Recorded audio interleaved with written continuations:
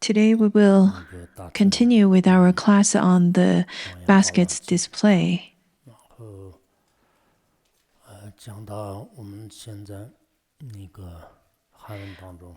We will continue the class until reaching the part where there is a passage that's missing in the Chinese translation.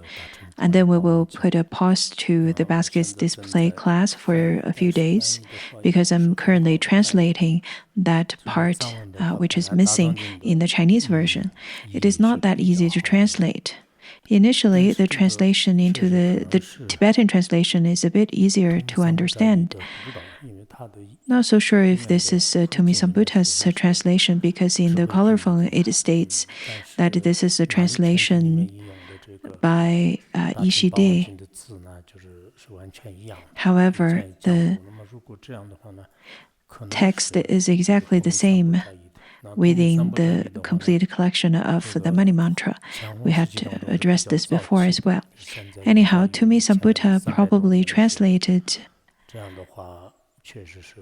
the earliest version, which was about 1300 years ago.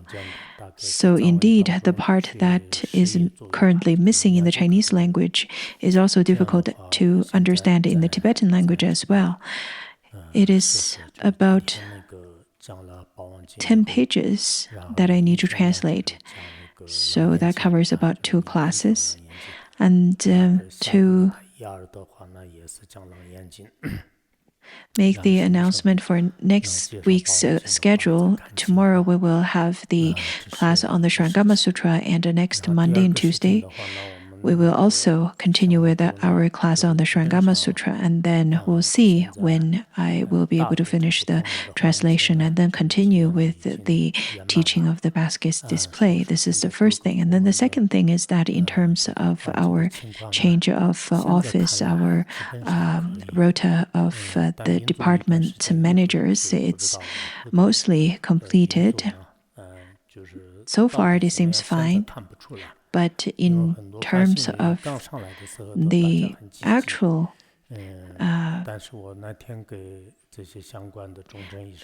condition of each of the departments, it really takes time for us to see, because at the very beginning of taking office, everybody tend to be quite enthusiastic, and after a while we will see how and what they can do. There are people who tend to criticize what the past management had done and completely deny all the contributions of the previous management. But I think it really takes time for people to be able to see the actual aspects of their work and to be able to make contribution. Maybe by the time that they actually engage in the work of their own departments and their own work, they will be able to see the hardship that the previous management team had put in, and it's hard to say if they will be able to contribute more than the previous management, because the previous management teams and departments, sometimes they had to start building their own team all the way from scratch, and then work to provide the infrastructure for their department members, including water and meals, and then the residence dorms. They had to extend lots of effort. So I hope that you need to understand that this is opportunity for you to serve the Sangha. There are people who tend to be very good at lip service, but not very good at providing actual services.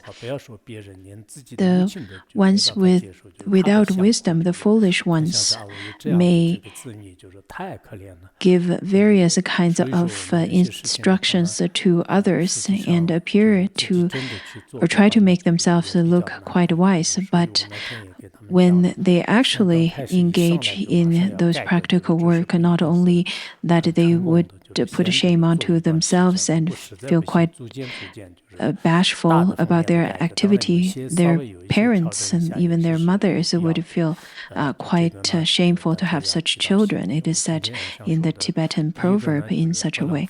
So what I'm trying to say is that you should not right away implement all kinds of reforms and deny the contribution of the previous management team, because majority of the Sangha members, 90%, over 90% of them had contributed to the development of the Chinese Sangha over here and provided service to the Sangha.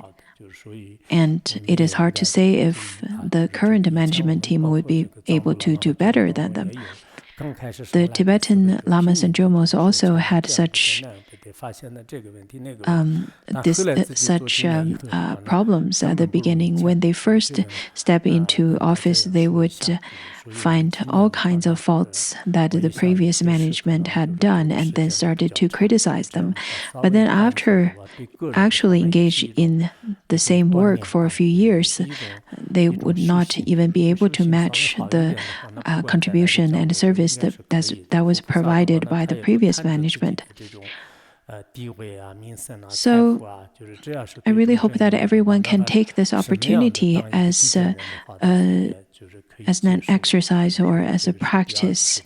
Then in this perspective, you would be able to contribute, you would be able to benefit others, just as the Buddhas and Bodhisattvas would not care about their own status and their own fame or wealth, but they would benefit sentient beings in whatever situations.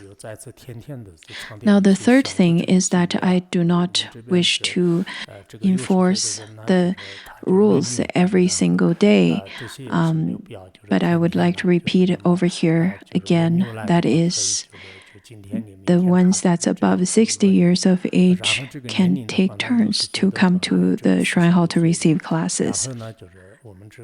People above 60 years of age would sit closer to me, and people above 45 would be sitting behind the ones above 60 years of age. It is like, so the ones of the 60 years of age would be sitting around the downtown area, so to speak. And I hope that you do not change your seats every time. Otherwise, one or two people would easily break the rules and others and mislead others not to obey those rules as well. Maybe because I'm getting older, and whenever I see the inappropriate actions of the fellow Sangha members, I tend to get quite annoyed by it and wish to engage in solitary retreat at a quiet place. I understand this is a very small thing, but I genuinely generated such kinds of mind of not staying here anymore. So I hope that you can obey the rules and do not stay here and there and jump seats. Other than those of you who are in the after-class presentation group and people above the age limitation, you can come here. Other than that, you shouldn't come here and receive classes. You shouldn't come to the shrine hall, that is. I hope that the supervisors over here, the management team, can take it seriously, because I do not wish to induce the pandemic over here. A little while ago, we just had the award ceremony, and I did that because there is no way out. Also, considering that it is for the Sangha member only within Laronga, other than that, there's not anyone else over here. So this is really the kinds of regulation made just for this period of time. We recently had an emergency meeting along with the government management. They've told me that recently in Uyghur, in Tibet, and Chengdu, many of the places had been in lockdown for several months.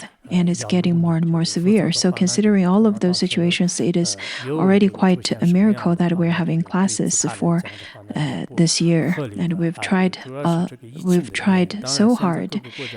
You've also tried so hard to provide such circumstances and environment with these kinds of skillful means. I hope that you can try to maintain. Otherwise, if we were to have a pandemic over here, then all kinds of difficulties and obstacles may occur, and we definitely would be quite worried for that. So do not skip here and there and walk around. Try to stay at your seat.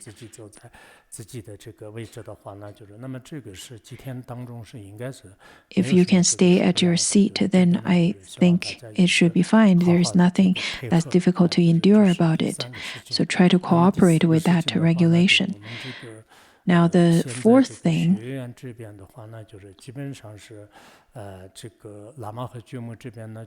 in Laronggar, currently in the Lama side and Jumo side, there is a research center for each side.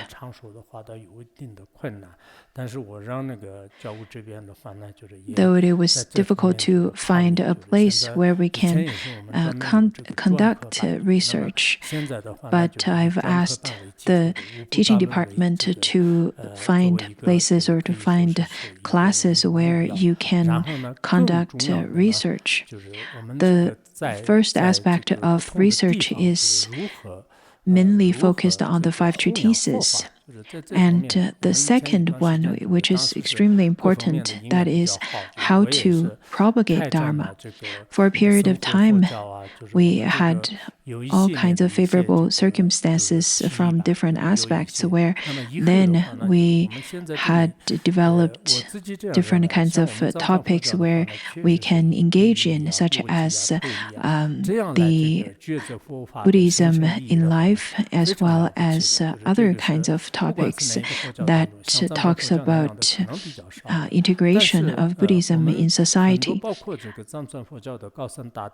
Indeed, the metaphors, the logics, reasoning within Tibetan Buddhism is really profound, completely wonderful. Even when you compare the other kinds of religion and the other schools of Buddhism, the Tibetan Buddhism is quite excellent in all these areas, all these aspects.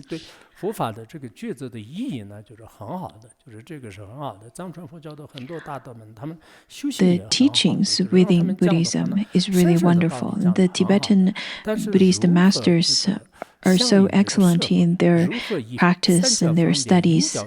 However, when you ask them to talk about how to skillfully integrate such wonderful teachings into the society, it becomes a problem. Maybe it is, on one hand, because of the historical and geographical reasons of Tibet, though that there are so many wonderful Khenpos and masters within different monasteries. However, if you were to ask them to teach in the modern society, it becomes difficult for them to do so because they don't understand the modern people's mindset.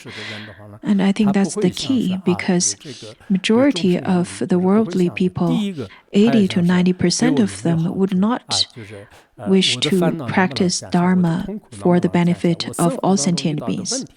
What their most urgent requirement or request is that whether Dharma can be beneficial to myself, whether Dharma can reduce my suffering, my afflictions, whether I can actually apply Dharma into my life. This is the most important issue. And that is something that they pay greatest attention to. That is why I think we need to study and research into how to integrate the wonderful teachings into society. Each of you here have such merit to study in Tibet. I'm not boasting about ourselves, or rather,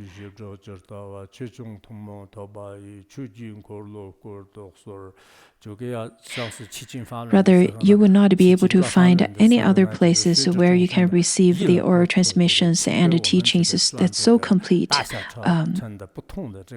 anywhere else other than here.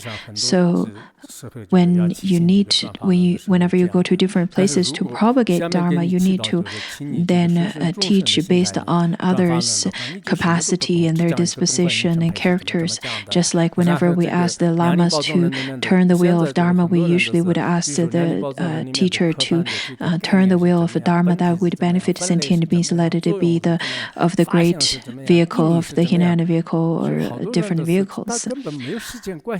If you do not understand the mindset and disposition of the sentient beings, but just wish to share the wonderful teaching of the Prasangika of Sautantrika school of Madhyamika, or the valid cognition, what is the function, what is the category, what is the nature, and what is the characteristics, and so on and so forth, people would not care about any of those profound teachings. They just want to resolve their immediate suffering.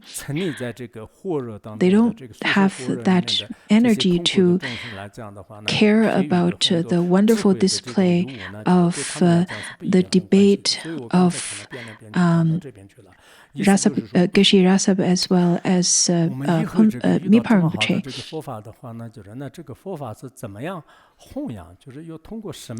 Now we have encountered such wonderful Dharma. How can we spread the wonderful teachings?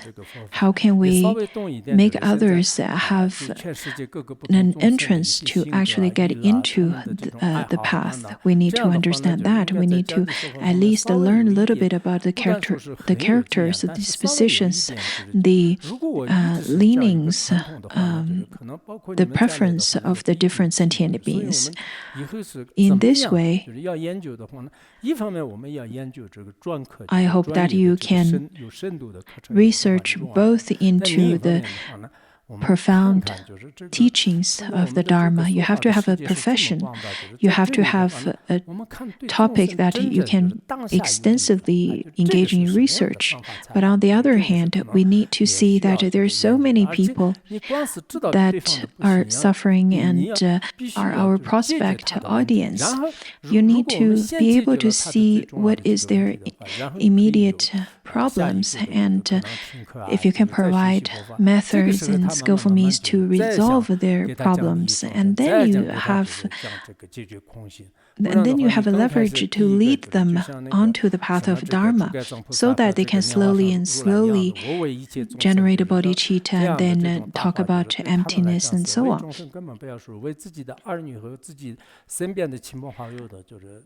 Otherwise, when you first come to the sentient beings and then tell them that, well, to benefit sentient beings, you need to study the Dharma.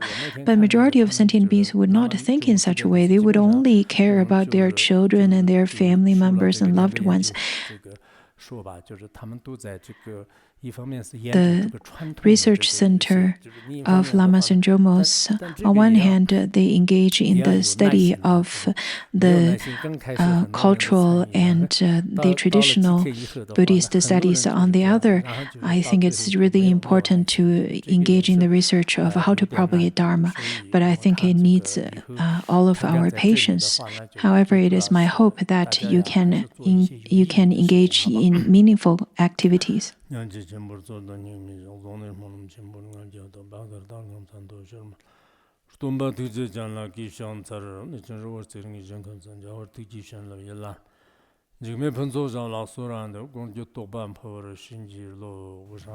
unsurpassed, profound, and wonderful Dharma is difficult to encounter in billions of aeons. I now see it, hear it, receive, and uphold it, about to fathom the Tathagata's true meaning, to liberate all beings. Let's generate the supreme bodhicitta. Let's continue with our class on the Sutra of the Baskets display. Yesterday, we talked about the 6-syllable mantra, the Om Mani Padme Hum, how to receive it, how to seek for this Dharma teaching, because right now, Bodhisattva, Samanirvana, Vishkambhya really want to receive this Dharma teaching. It was like this. The Tathagata Padmotama introduced him to see Padmotara Tathagata, and then Padmotara Tathagata invited the Buddha Amitabha to give the teaching, and then Amitabha asked Avalokiteshvara to give the teaching. After Avalokiteshvara gave the give the teaching of the mantra to Padmotama Tathagata, and after Padmotama Tathagata went back to his own world, he gave the teaching to Shakyamuni Buddha. After Shakyamuni Buddha received it, he told this particular wonderful teaching to Savarnivarana Vishkambin Bodhisattva, and then the Bodhisattva Savarnivarana Vishkambin requested for this teaching twice. Shakyamuni Buddha then gave the introduction by saying that, well, first of all, you have to receive a teaching from a Dharma teacher from the great Varanasi city. But this Dharma teacher appears to be rather filthy. His clothing's filthy. Also, he looks quite defiled by his family members, such as his wife and son. He has retinues. He rather doesn't look like a completely renounced teacher, but he is somewhere in between.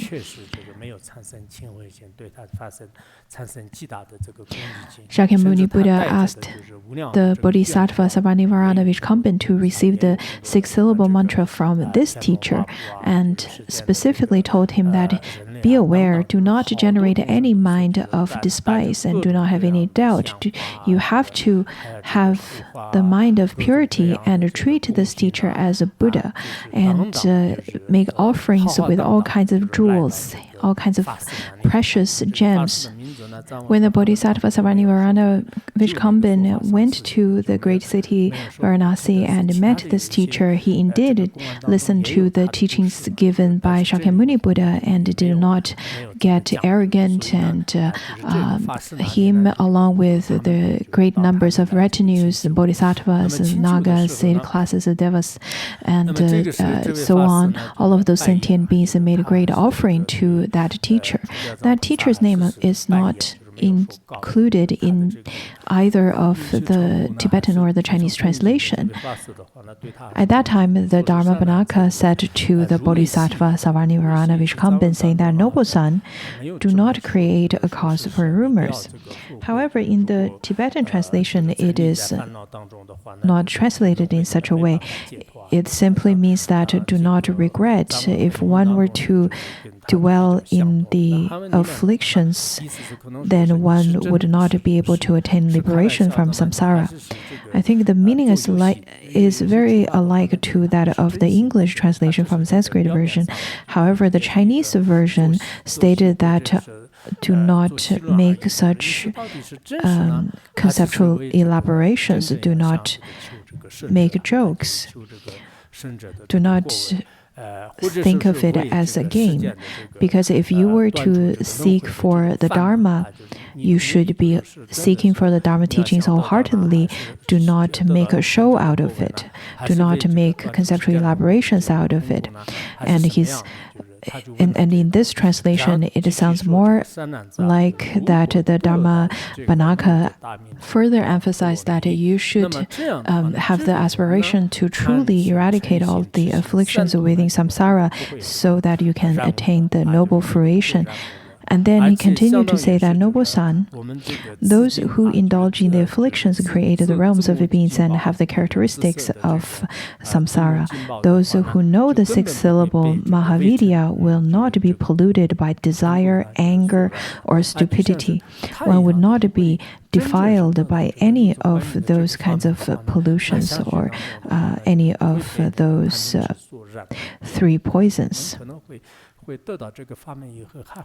After receiving the Dharma teaching, are we also going to be purified completely from the 3 poisons? I think we may still have such kinds of afflictions. But the 3 poisons can be purified as well. As I said earlier, some people spend their whole life chanting the Avalokiteshvara's mantra and then attained rainbow body at the time of death, or attained rainbow body.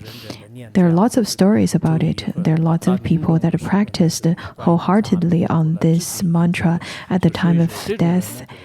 Avalokiteshvara and Amitabha would directly come to them and take them to Pure Land.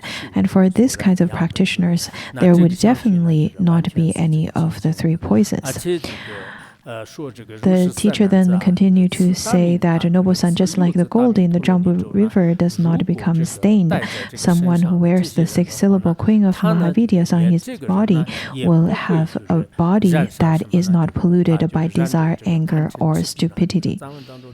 People whomsoever wears it will not be polluted by the disease or illness of the anger, desire, and stupidity. Previously it was receiving, but this one the emphasis is that who wears the 6-syllable mantra. In the future, maybe we should make a Om Mani Padme Hum pendant or something like that so that you can wear it. Nowadays, we need to definitely pay a lot of attention to designing it.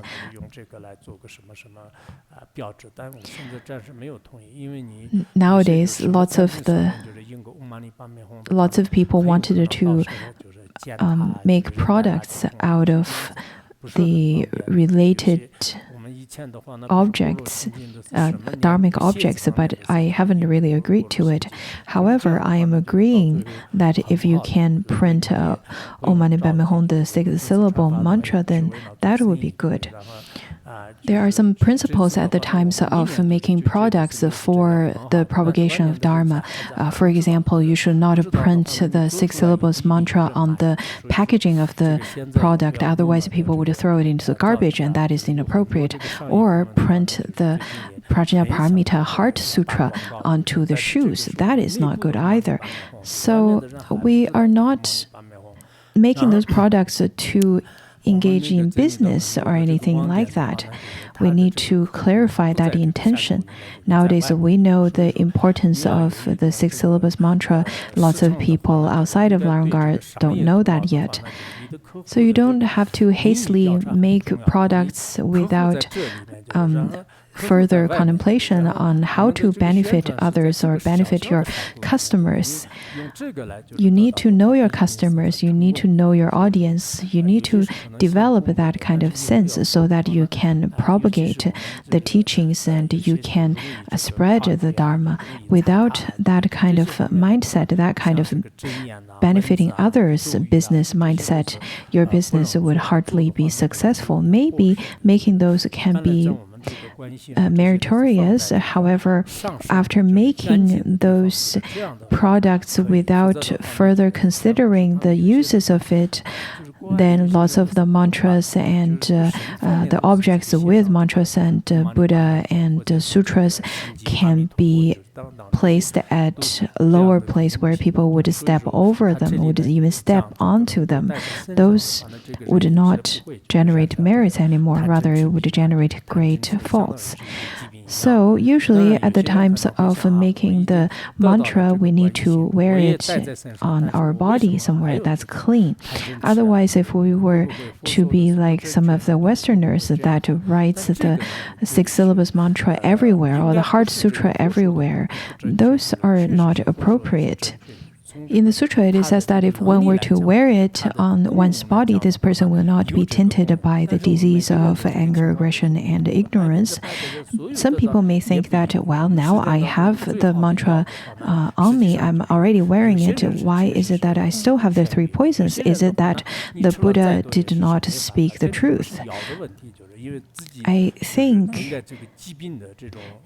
the way to understand it is that it is not that the Buddha did not state it correctly. Rather, the Buddha stated correctly. With his power, he would be able to do so. However, each of us have very different circumstances. Not everyone would be able to receive the 100% of effect through the best medicine.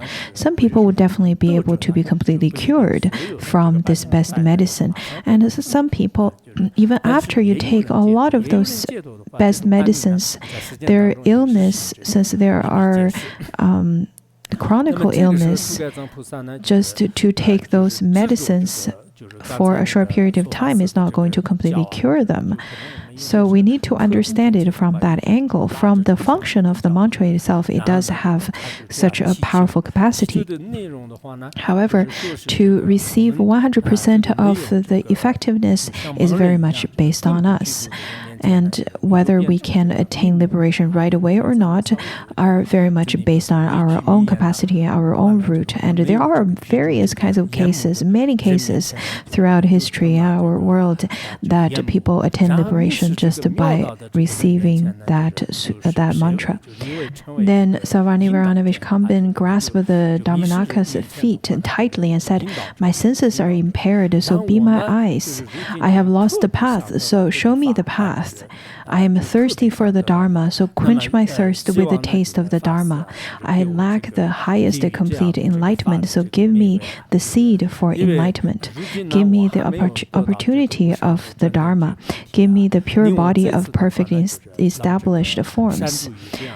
The Bodhisattva asked for the seed of the pure enlightenment, and then asked for the pure form, perfectly established forms. The next one states that, "May I obtain the virtuous roots. May my virtuous roots do not get destroyed, so that the sentient beings can receive this Dharma." He stated that he is seeking for this Dharma teaching to benefit sentient beings. The Chinese translation is a bit different in terms of its expression to the Tibetan translation.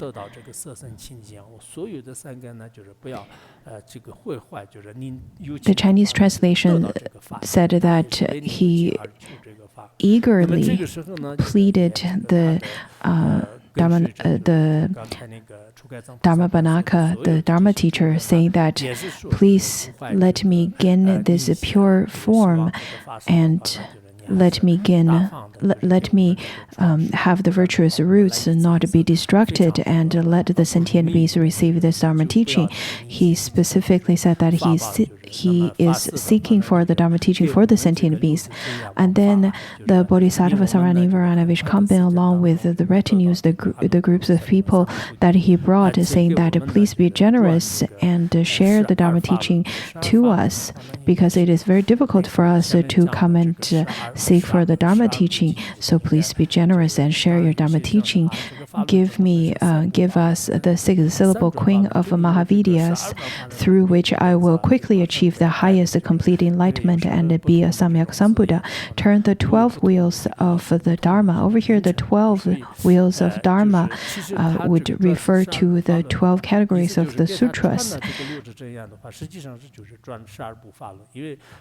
Some people think that the 12 Dharma wheels, that must be wrong, because there are 3 turnings of Dharma wheels, and then they would want to change 12 into 3. But that is not wrong. That is not a correct way of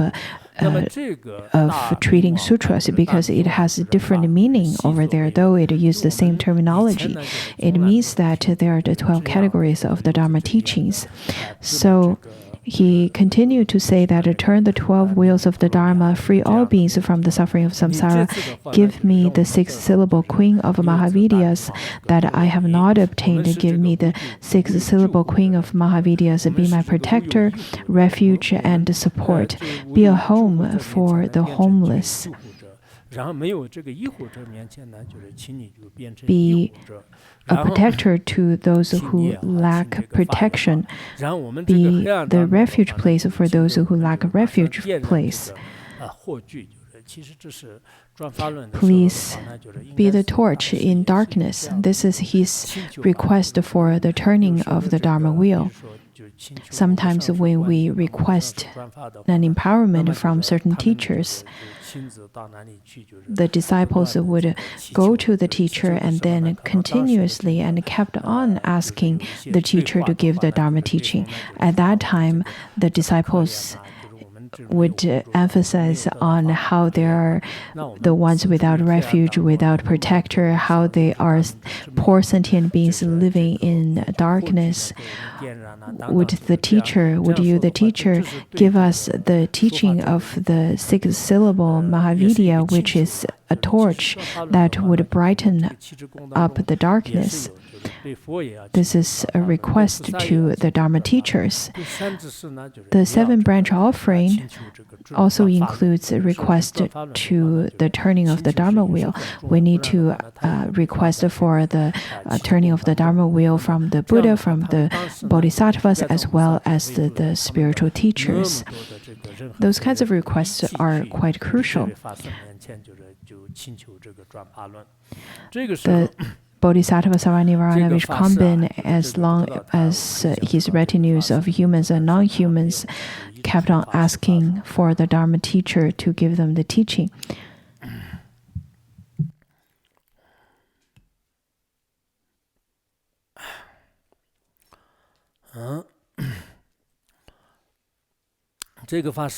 And then this is Dharma Banaka, though I really want to know his name, but the name is not indicated anywhere. So this particular Dharma Banaka then answered by saying that the sixth syllable Queen of Mahavidyas is a recitation that is hard to find. It is an unequaled Vajra recitation. So he started expounding the qualities and merits of the sixth syllable Mahavidya. Firstly, it is just like a Vajra. It is unequaled and it is unbreakable Vajra recitation. It is a recitation of the highest wisdom. The Vajra can break everything. However, nothing can break the Vajra. It is unbreakable. It is also a recitation of the highest wisdom. It is a recitation of unceasing wisdom. It is an unsurpassable recitation.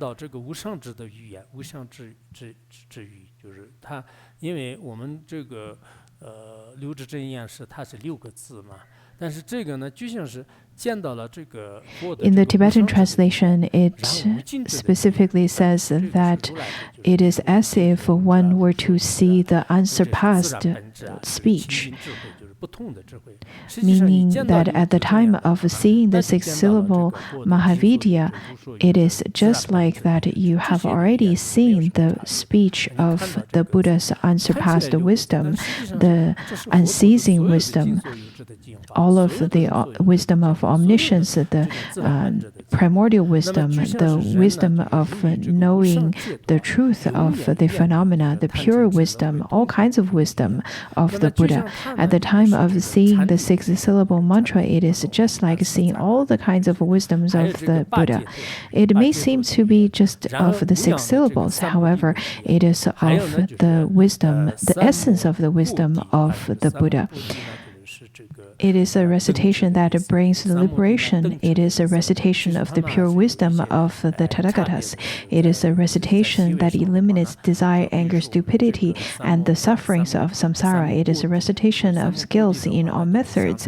It is a recitation of dhyana, liberation, samadhi, and samapati. There are some very subtle differences among the previously, for example, dhyana, samadhi, and samapati. It is a recitation of entry into dharmas. It is a recitation continuously yearned for by the devas. 就是还有好像前面有这个如语这个三巧方便，就是也有这样的吧。实际上，就不知道我们的很多人的那种这个信息呢。Not so sure if you have that kind of faith, whether your faith can be stable or not after a little short period of time. Is it that your faith would be wavering, would you then change your intention and change your faith to the six-syllable mantra? I think faith is so crucial to a person on the spiritual path, without which the Dharma cannot be received and cannot be connected to one. So I really hope that after this teaching, each of you would view the six-syllable mantra as the wish-fulfilling jewel. Nowadays, we see the worldly gems and jewels such as gold, silvers, and corals and agates. We would grasp on to those kinds of things. In Tibet, the Tibetans would hold on to turquoise and corals, especially those. Even the monastics, sometimes at the time of seeing gold and coral, they would generate admiration. But I think if we were to develop the same kinds of admiration and the same kinds of appreciation to the six-syllable mantra, that would be really useful and very helpful. The six-syllable mantra has included all of the mundane and transmundane merits and qualities. Those qualities have been expounded in the whole collection of the qualities of Mani Mantra. You can look into it. There are lots of qualities and merits associated to it. In the biography, some of the biographies of Padmasambhava, there are lots of descriptions of it. Similarly, in the lots of Tertons also. Lots of the biographies of Tertons also describes the teachings, the practices, as well as the merits of the Mani Mantra. This teaching can be a practice that we would engage in for a whole life. Whenever we have opportunities, we can ask the others to also practice upon the Om Mani Padme Hum, the six syllables mantra. And if people got ill, you can ask them to practice the chanting of the mantra at the times of making confession, dispelling obstacles, as well as helping others chanting at the time of death so that they can be liberated and ascend to Sukhavati. All of those times, the six-syllable mantra can be applied. So it indeed is a medicine that cures all illness. Compared to the Mahā'ati teachings, such as the treasury of Dharmadhatu and so on, you definitely have to have the foundations of Buddhism so that you would be able to get the view of Vajrayana. And only certain people that meets all the prerequisites would be able to listen to the Dharma teachings and accept it. So the teachings like those would be hard to receive, and compared to that, this particular six-syllable mantra is much easier to receive. I had received this oral transmission from a very old Lama from the monastery, and his name is Lama Jiangco Wangden. And he had received the oral transmission from the oral transmission of the Tibetan Tripitaka. So it is a good oral transmission. The Dhammapannaka continued to say that noble son people are ordained in various orders and are ordained in the various garments of those seeking liberation, which are rainbow-colored garments. Over here, he pointed out that in our world, there are a variety of religions and practices and views. In order to seek for liberation, supplicate and worship the non-Buddhist teachings are not meaningful. One would not be able to attain liberation through those kinds of means. For those people who wears the white garments, those are the ones that rely and serves the King Indra. And he continued to say that they are ordained into those who stare at the sun, the follower of Mahashvara, the follower of Vishnu and Garuda, and then the naked ascetics. All of those ones simply have all kinds of graspings, and those kinds of graspings would not lead to liberation. As it is stated in the 37 practices of Bodhisattva, those kinds of previously stated leaders are still themselves dwelling in samsara and being fettered by the three poisons. So how could they lead you to liberation? That is simply false. In the treasury, wish-fulfilling treasury, we also talked about a group of non-Buddhist schools and some of their teachings. You can look around our world. There are all kinds of religions, all kinds of views, many of which consider that they would lead to liberation, but the true liberation cannot be obtained by practicing upon those kinds of views. So at this point, he pointed out that the host of deities, such as Brahma, Vishnu, Mahashvara, Shakra, who is the lord of Devas, Aditya, Chandra, Vayu, Varuna, Agni, Dharmaraja, Yama, and the four Dharmarajas constantly request the six-syllable queen of Mahavidyas, because the previously said are not protectors, nor in theirs the conduct that is to be followed. Not only the human beings, but the devas in the celestial realms also seek for the teaching of the six-syllable Mahavidyas. Some of the Dharma teachers would also propagate their teachings in such a way. Not only the human beings want to receive my teaching, in fact, lots of devas from the celestial realm also want to receive the teachings from me. So you have to request the Dharma teaching. Otherwise, I really don't want to give the Dharma teaching. Lots of the Dharma teachers would propagate themselves in such a way. Then the Dharmabodhaka continued to say that Savarnivarana Vishkambin, it is like this.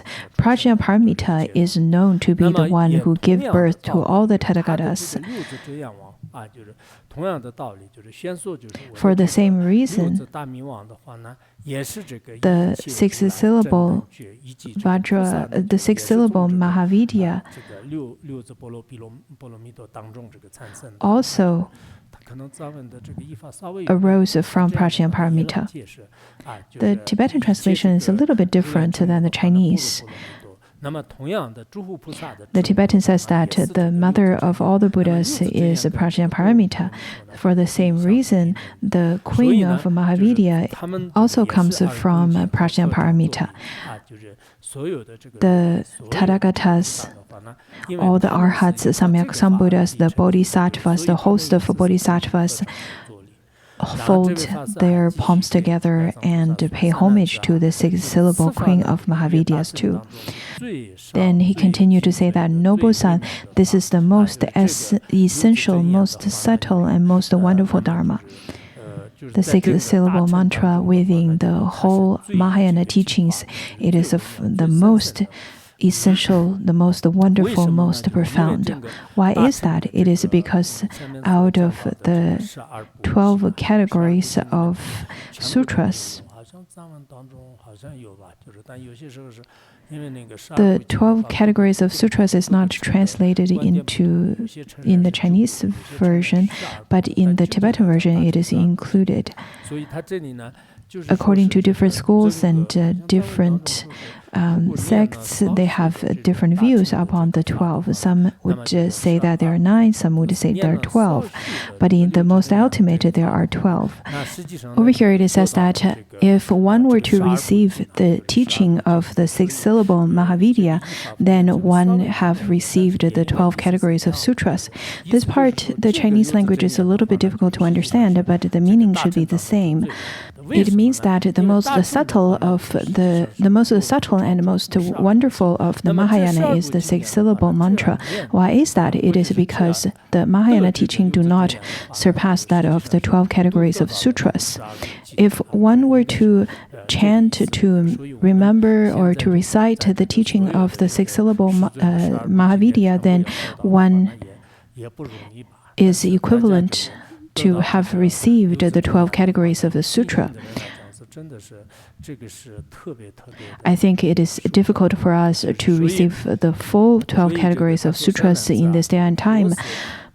But as long as you have received the six-syllable Mahavidya for people with great faith, then you would recognize this is really supreme. Over here, the Dhammapannaka then said that, well, as long as you can receive this teaching, as long as you have received this Dharma that is like the parents, the mother of the 12 sutras, the 12 categories of sutras, then how would it be difficult to obtain quiet and peace, quietude and peace? And then he continued to say that what does it mean when it is conceived as a central essence? It can be conceived as being like the essence of rice. It could be rice or barley or any of those kinds of grains. We take all of those grains home and fill it in our pots with rice and keep it there. And then, in accord with the sun, we dry it in the sun's heat. When it's dried, we pound it with a pestle and remove the chaff.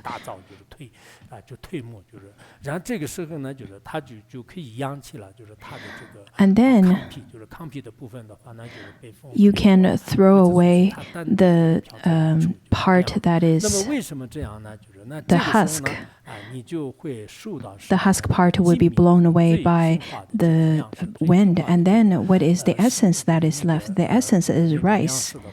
The essence is the grain itself. For the same reason, all other yogas are just like husks.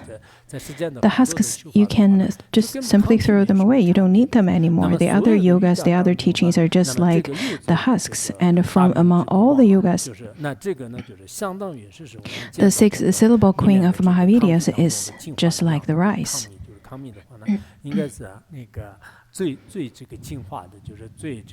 That is the most core, the essence part of the grain.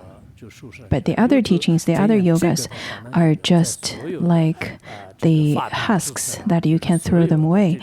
Lots of the worldly teachings are no other than the husks. So the other yogas are not as supreme when it is compared to the six-syllable mantra. Out of all the teachings, it is the most supreme.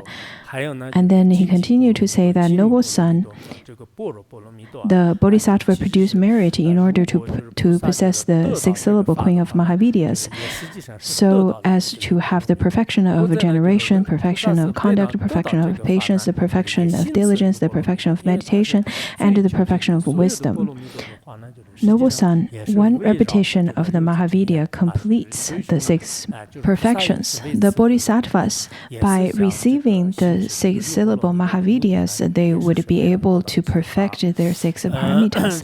Or by practicing and upholding the six paramitas, they would be able to receive the six-syllable Mahavidya. If we were to simply recite the name once, recite this mantra once, this part Tibetan translation is a bit different to the Chinese translation. In the Tibetan translation is that this person who chanted once is just like he had already made the offering that is equivalent to provide all the Tathagatas with all the requisites such as robes, food, bowls, and beddings, seats, and so on. This part in the Chinese language, it says that if one were to make chanting of this once, then all the Tathagatas would make offerings to this person. So it's a little bit different, and I think it makes more sense. to say that if one person were to chant it once, it is equivalent to make offering to all the Tathagatas with all the provisions.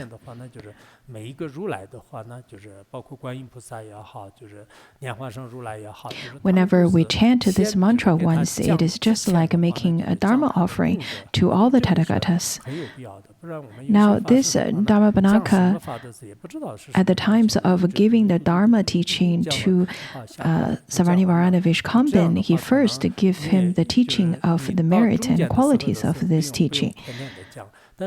Whenever we look at the beginning of any of the Buddhas and Bodhisattvas giving the teachings to the disciples, they would first to talk about the qualities and merits and how potent that teaching is.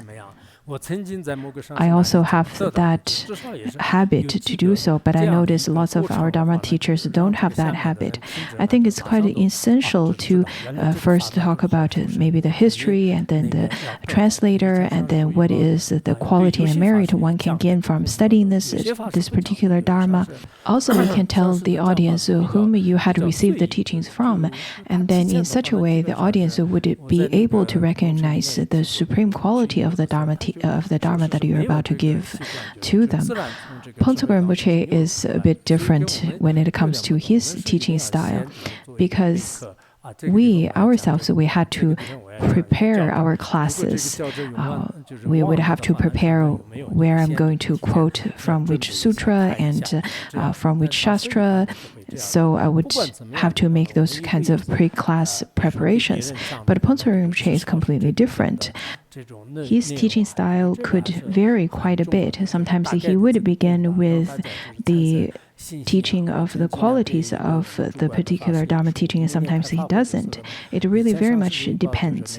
Sometimes the Dharma teaching just simply flows and gushes out of his wisdom. A few years ago, I told some of the supervisors here, I said that every year at the times of having Dharma assembly, Phuntsog Rinpoche used to talk about the qualities and merits one would be able to accumulate by attending the Dharma assembly. And then at that time, people would feel that, oh, I have to attend this Dharma assembly. If not, I am simply missing out a great opportunity and I would just be someone that is completely unforgivable. So I have to attend and join hand with the rest of the Sangha in this Dharma assembly. That is why and how people remembered why it is important to practice together, and that these kinds of qualities, the qualities and merits of those Dharma assemblies deeply engraved in people's memory. It is quite essential for everyone to generate that kind of intention, that kind of eagerness and faith at the times of attending Dharma assembly and receive any kinds of teachings. Look at this teacher and look at the Tathagatas. Before giving the actual Dharma teaching, he started talking about a whole lot about the merits of receiving this Dharma teaching. And then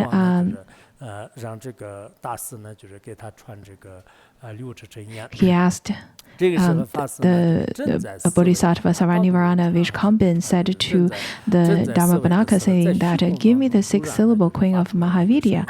I really want to receive it. While at the time the Dharma Banaka thought about this, then the voice came from the sky saying, maybe the voice comes from Avalokiteshvara, and the voice came from the sky saying, give him the 6-syllable Queen of Mahavidyas. And then the Dharma Banaka wondered where this voice had come from. This Dharma teacher appeared to be not understanding where the voice comes from, and then he wondered and wondered.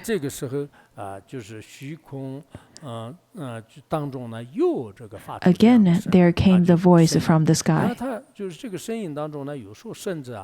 saying, this Bodhisattva, the Bodhisattva Savarnivarana Vishkambin, has undergone many hardships. Please give him the 6-syllable Queen of Mahavidyas.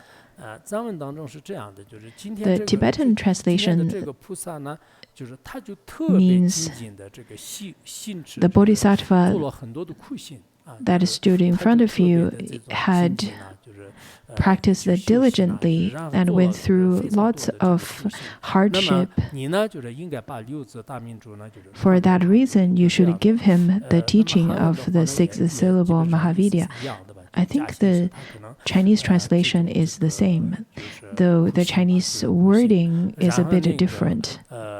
就只求密意，密是一般就是不是很明显的一种因求，就这样的话呢，就是意思是就是他就是那么这个精进的啊，就是他就那么精进的 This 这个 part means 需 that 求的 the 话呢， Bodhisattva 那么 had 你应 gone 该 through 可以给他传个这个 so 这个 many 法，就是他 hardships. 那 Is 么 for that 那 reason, 么 you should 精进 give 的 him the 这个 six 精 syllable 精 mantra. 进的就是追求的话呢，这个 Since 可能 he 也有 had 这个什么需求啊，就可能有这种 eagerly 这个它是 sought 意思一般 after 是 the Dharma 就是比 teaching. 较暗，就比较不明显的一种意思。 The Chinese 这里 wording 的 is a 名 bit 可能是 difficult 我没有 to 来得及查， explain. 那 Not 么 so 大家 sure 看一 if 下 it 藏 has a 文当中 different 是 meaning, 特 because 别精 usually 进 this 的苦 word 行， means it's 做了很多的 it's 苦行， darkness 所 or 以 it is 是也 not 是来看 very 这个出家菩萨好不容易，就是他很 obvious. 想得这样，本来他也 You 想这 can 个 look up 很开 look 始 up 是 this 很想见观 particular 音菩萨，就是 character and see 然 if 后 it 呢， has 就是 other 而 meanings. 且这个咒语的话，更是他有这个 The 信心， Bodhisattva 所以呢， Savarnivaranavich 他要想 Kambin 得到的话呢， tried 就是 so 不如给 many 他说是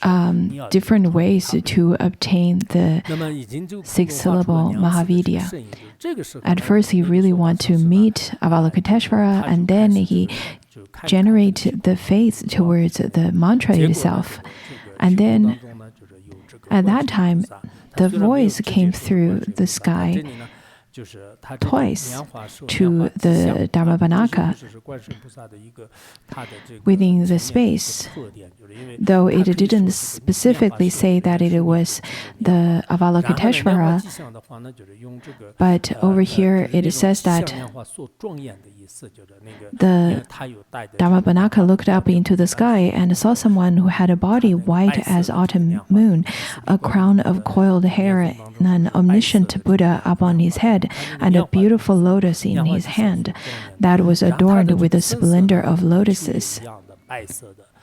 Those are all the characteristics of 包括上 Avalokiteshvara. 面呢，就是丁代，就是丁代什么呢？一切智，就是一切智是阿弥陀佛，就是他那个是他发髻上面呢，就是有一切阿弥陀佛，就是阿弥陀佛呢，就是殊胜的这 An 个庄严。 omniscient 然 Buddha 后见如是圣像，就是他见到了 on 这个 the crown 就是 of 就是应 on 该 the 是 crown 是 of 四面 coiled 观音菩萨 hair. There's 四 an 面观音 omniscient 然后 Buddha 他手持 upon 这个 his 莲花 head 的就是然后 and 地 a 上有阿弥 beautiful 陀佛 lotus in 这 his 么一个 hand. 圣尊呢，就是他就 This 其实这个法师在应该是 particular 净法师 form 观音法门 manifested over there. 就是六指真言 This 其实就是 Dharmapanaka 它应该是像 indeed 人与人一样的 must have practiced the six syllable mantra 在这个现象 and 上的时候呢， had 当时他得到了这个 encountered 本尊 with 的 his 开示 deity 就是本尊的这样的 very 开示 often. 这个时候呢，就是法师 At that time, he received the deity's permission to give the Dharma teaching to the Bodhisattva Savarnivaranavich Kambin. 有些是啊，就是我今晚上看一下，就是我观察一下。 Sometimes when we seek for Dharma teachings from certain Dharma teachers, the Dharma teachers 本尊自己 would say that, well, let me make an observation tonight. Let me make an observation of my dream tonight. Some of the 但是自己的梦的这种 sharp facultied Dharma teachers, 不传，就是也有这样的作为 they would directly receive permissions from the deity before they actually make the decision of giving Dharma teachings or not. So sometimes in their dreams, there are some very obvious directions given by their guru or the deity. Sometimes very obvious. Sometimes.